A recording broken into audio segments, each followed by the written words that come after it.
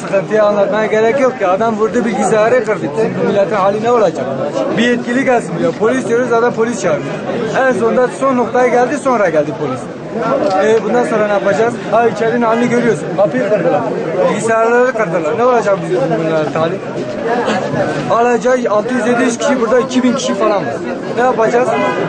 Kime derdimizi söyleyeceğiz? Ha, yetkililer haber ediyoruz. Bu işe bir el al. Başka da söyleyeceğim yok.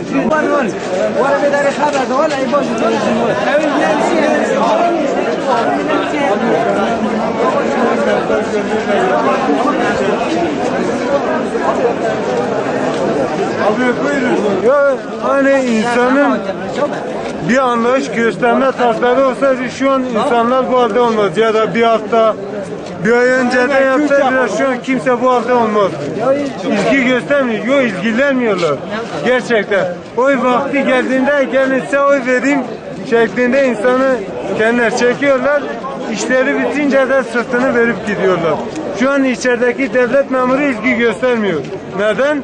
Çünkü belli ki yeri rahat. O yüzden kimse ilgi göstermiyor. Adamda şu an içeride yaşlı bir adam amca var ve kalbi durmak üzere. Ama yine ilgi gösterilmiyor. Yok gerek yok yani. Bir Türkiye genelinde bir anket yapsın, asgari ücretle çalışmak isteyen var mıdır? Bu kadar. Açlık sınırı ne kadar? 1500 küsürdür bildiğim kadarıyla. Açlığın sınırı. Bak millet 800 lira için toplanmışlar. Hepsinin çocuk çocuğu var.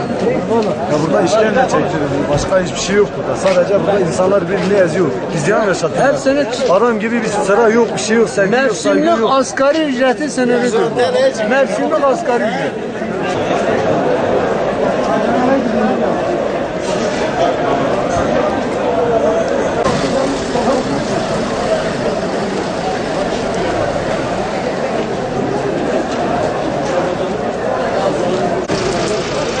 Ya,